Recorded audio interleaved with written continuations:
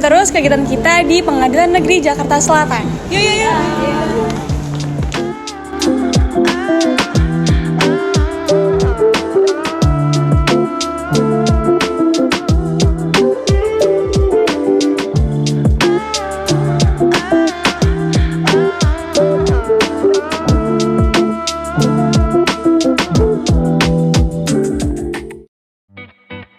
Pada hari ini, Senin 15 Mei 2023, kita berkesempatan mengunjungi Pengadilan Negeri Jakarta Selatan untuk kegiatan field study yang bertujuan membekali mahasiswa dengan pengetahuan praktis yang bersumber dari lapangan agar memperkuat pemahaman atas ilmu yang telah dipelajari sebagai bagian penting dari pengembangan kompetensi mahasiswa sebagai calon penegak hukum di masa yang akan datang. Adapun kasus yang kami temukan pada kegiatan studi lapangan ke Pengadilan Negeri Jakarta Selatan ialah kasus pencurian dengan nomor perkara 224/PIT-B/2023 Pengadilan Negeri Jakarta Selatan atas nama terdakwa Krisna Mahaputra.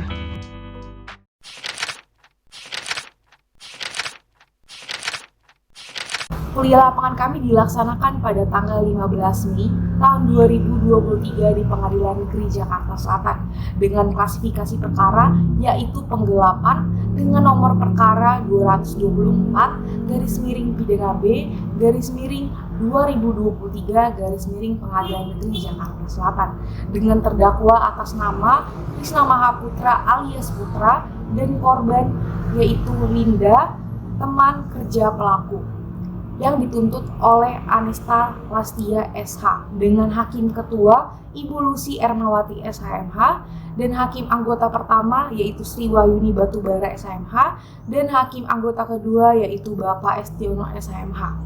Status terdakwa saat ini ialah ditahan dengan acara persidangan pemeriksaan saksi yakni saksi pertama yaitu Saudari Yulinda dan saksi kedua yaitu Saudari Rini Sapti Riani. Persidangan tersebut dilaksanakan melalui e-court atau terdakwa berada di media Zoom meeting.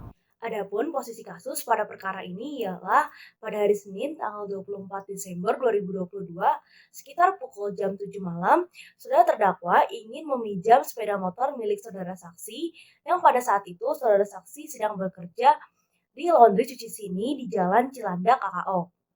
Alasan terdakwa ingin meminjam motor saudara saksi ialah bahwa saudara terdakwa ini ingin pergi ke Condet untuk menebus handphone miliknya yang sedang digadaikan pada waktu itu. Dengan alasan tersebut, saudara saksi memberikan izin atau meminjamkan kepada terdakwa motor Honda dengan nomor polisi B4595 SOB beserta dengan STNK-nya dengan syarat bahwa pukul jam 9 malam sudah harus dikembalikan kepada saudara saksi.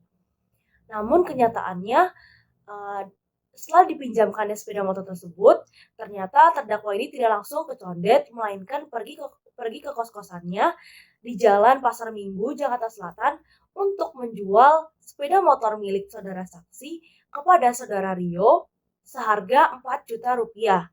Jadi pada saat itu terdakwa ini menjual sepeda motor milik saudara saksi tanpa sepengetahuan saudara saksi. Nah, hasil dari penjualan tersebut baru terdakwa pergi ke Condet untuk menebuskan handphone yang digadaikannya seharga 1 juta rupiah. Nah, akibat dari perbuatan tersebut, saudara saksi ini mengalami kerugian karena telah kehilangan 1 unit sepeda motor Honda hitam dengan nomor polisi B4595 SOB beserta dengan STNK-nya dan dompet yang berisi EKTP dan uang sebesar Rp100.000. Bahwa kemudian sekitar pukul 21.30 saksi Yulinda ini menghubungi nomor telepon terdakwa yang dijawab oleh terdakwa masih berada di daerah Condet, Jakarta Timur, mengarah balik ke tempat kerja cuci sini laundry di Jalan Cilandak KKO RT 12 RW 7 Kelurahan Ragunan Kecamatan Pasar Minggu, Jakarta Selatan. Namun, perkataan terdakwa hanyalah tipu muslihat agar saksi Yulinda ini percaya jika terdakwa sedang mengarah pulang ke cuci sini laundry. Padahal terdakwa sedang kabur untuk melarikan diri, dan keesokan harinya saksi Yulinda menghubungi kembali nomor telepon terdakwa, ternyata nomor telepon terdakwa sudah tidak aktif lagi. Berdasarkan kasus posisi yang telah diselaraskan dengan keterangan saksi, terdakwa diajukan ke persidangan oleh penuntut umum, didakwa berdasarkan surat dakwaan alternatif sebagai berikut. Pertama, pasal 378 KUHP tentang penipuan. Atau dakwaan kedua, pasal 372 KUHP tentang penggelapan. Dari dakwaan pertama jaksa penuntut umum, pelaku dijerat dengan pasal 378 tentang penipuan, yang unsur-unsur dalam pasalnya yaitu unsur pertama barang siapa, unsur kedua dengan maksud untuk menguntungkan diri sendiri atau orang lain secara melawan hukum, unsur ketiga dengan penggunaan nama palsu, martabat palsu, tipu muslihat, dan rangkaian kebohongan, unsur keempat menggerakkan atau membujuk orang lain untuk menyerahkan barang, memberi utang, atau menghapus piutang. Unsur yang pertama barang siapa, bahwa berdasarkan keterangan saksi-saksi, orang atau subjek hukum yang dimaksud dalam perkara ini adalah terdakwa Krisna Mahaputra alias Putra. Bahwa dari pengamatan kami dalam persidangan, terdakwa telah berusia dewasa, sehat jasmani dan rohani, dan terdakwa dengan tangkas dan fasih menjawab pertanyaan-pertanyaan yang diajukan oleh majelis hakim. Sehingga dari fakta hukum ini, terdakwa dipandang cakap dan mampu melakukan perbuatan hukum. Unsur yang kedua adalah dengan maksud untuk menguntungkan diri sendiri atau orang lain secara melawan hukum. Bahwa unsur pasal ini dibuktikan dengan perbuatan terdakwa yang menjual motor yang dipinjamkan oleh saksi Yulinda kepada saudara Rio seharga 4 juta rupiah tanpa sepengetahuan saksi Yulinda, dan setelah mendapatkan uang tersebut, selanjutnya terdakwa pergi menuju Condet Jakarta Timur menebus handphone miliknya yang digadai sebesar 1 juta rupiah. Kemudian terdakwa melarikan diri ke Lampung. Unsur melawan hukum bahwa perbuatan terdakwa tersebut terbukti telah melawan hukum formil dan material, yaitu dalam poin ketiga, dengan menggunakan nama palsu, martabat palsu, tipu muslihat, rangkaian kebohongan. Yang pertama itu nama palsu. Dalam hal ini adalah nama yang berlainan dengan nama yang sebenarnya, meskipun perbedaan itu nampak kecil. Yang kedua yaitu tipu muslihat. Yang dimaksud dengan tipu muslihat adalah perbuatan-perbuatan yang dilakukan dan sedemikian rupa sehingga perbuatan itu menimbulkan kepercayaan atau keyakinan atas kebenaran dari suatu kepada orang lain. Jika tipu muslihat ini bukanlah ucapan melainkan perbuatan atau tindakan. Kemudian martabat atau keadaan palsu. Pemakaian martabat atau keadaan palsu adalah bila mana seseorang memberikan pernyataan bahwa ia berada dalam suatu keadaan tertentu, yang mana keadaan itu memberikan hak-hak kepada orang yang ada dalam keadaan itu. Yang terakhir yaitu rangkaian kebohongan, bahwa dari keterangan saksi dan terdakwa sendiri menyatakan jika terdakwa sendiri secara langsung meminjamkan motor kepada saksi, yaitu saudara Yulinda. Maka dengan ini terdakwa tidak menggunakan nama palsu atau martabat palsu dan keadaan palsu. Selanjutnya pada unsur keempat, menggerakkan atau menunjukkan orang lain untuk menyerahkan barang, memberi utang, atau menghapus piutang. Unsur objektif, dengan tipu muslihat terdakwa mengambil keuntungan untuk keperluan pribadinya. Selanjutnya adalah analisis pasal 372 Kitab Undang-Undang Hukum Pidana tentang penggelapan, bahwa tuntutan pidana yang diajukan oleh penuntut umum pada pokoknya sebagai berikut. Bahwa berdasarkan fakta-fakta hukum di persidangan, terdakwa dapat dinyatakan telah melakukan tindak pidana yang didakwakan kepadanya, bahwa terdakwa telah didakwa oleh penuntut umum dengan dakwaan yang berbentuk alternatif, bahwa setelah memperhatikan tuntutan pidana yang diajukan oleh penuntut umum, kami akan menganalisis dakwaan alternatif kedua sebagaimana diatur dalam pasal 372 Kitab Undang-Undang Hukum Pidana, yang unsur-unsurnya adalah unsur pertama yaitu unsur barang siapa, bahwa berdasarkan keterangan saksi-saksi serta keterangan terdakwa sendiri, orang atau subjek hukum yang dimaksud dalam perkara ini adalah terdakwa Krisna Mahaputra dengan segala identitas yang melekat padanya yang oleh jaksa penuntut umum diajukan ke persidangan sebagai terdakwa, bahwa dari pengamatan kami di persidangan, terdakwa telah berusia dewasa, sehat jasmani dan rohani, dan terdakwa dengan tangkas dan fasih menjawab pertanyaan-pertanyaan yang diajukan oleh majelis hakim. Sehingga dari fakta hukum ini, terdakwa dipandang cakap dan mampu melakukan perbuatan hukum. Bahwa dengan demikian, unsur pertama barang siapa telah terbukti. Kemudian unsur yang kedua, dengan sengaja dan melawan hukum memiliki barang sesuatu yang seluruhnya atau sebagian adalah kepunyaan orang lain, tetapi yang dalam kekuasaannya bukan karena kejahatan.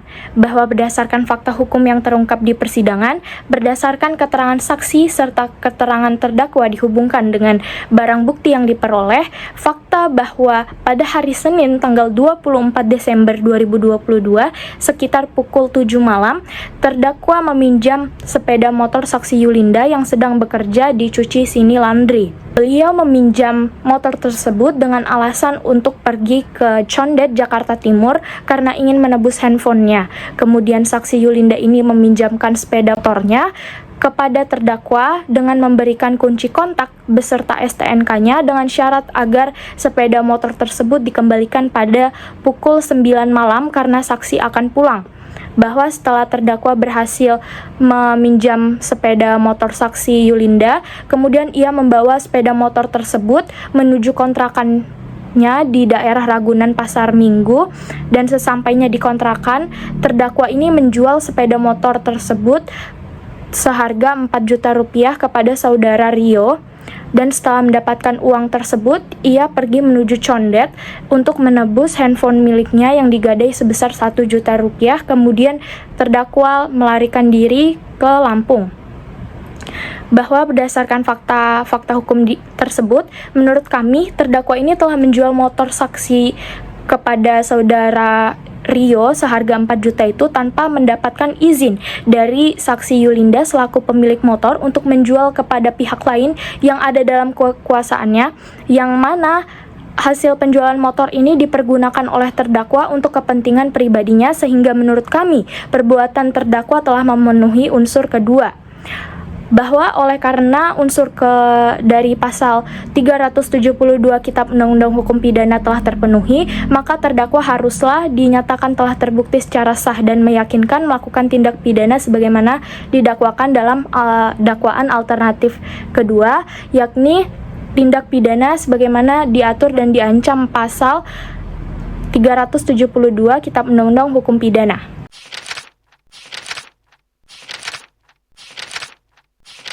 Pelajaran yang diperoleh dari field study ini yakni waktu menjadi hal yang sangat krusial di pengadilan. Banyak perkara yang harus diselesaikan, namun waktu yang ada tidak cukup banyak. Perkara perdata menjadi perkara yang pertama di persidangan terlebih dahulu hingga pukul 1 siang, kemudian disambung dengan perkara pidana hingga sore hari. Akan tetapi, perkara pidana dapat saja dimulai lebih cepat apabila perkara perdata yang ada selesai lebih cepat. Begitupun sebaliknya, perkara pidana dapat saja di persidangan tidak tepat pada pukul 1 siang karena perkara perdata masih ada yang belum selesai di persidangan. Saat field study kemarin, kebanyakan perkara pidana menggunakan sistem e-court dalam melaksanakan persidangannya. Hanya ada majelis hakim, jaksa penuntut umum, dan penasihat hukum yang hadir di ruang persidangan. Sedangkan untuk terdakwa melalui online conference atau Zoom meeting.